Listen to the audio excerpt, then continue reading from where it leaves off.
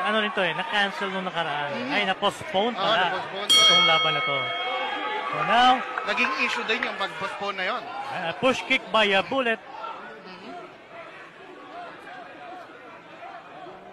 Tignan natin. Another push kick by Bullet. Na iniindala, wala lang kay Sugar Ray. Okay. Punches by Sugar Ray. Ito yung sinasabi natin na kailangan mong iwasan kay Sugar Ray. Na ikaw ay didikit. Mabigat ang kamay ni Sugar Ray. Oo naman. Let's not forget that Sugar Ray is a former professional boxer. Yes.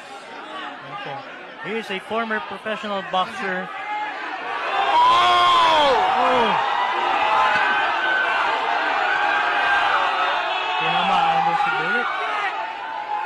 At pinapatayo siya ni Sugar Ray. And no! Whoa. Yung mga nagsasabi na scripted. Is that scripted for you? It's not. This is not. This is not scripted. This is not scripted. Totoong sakitan ito ng dalawa.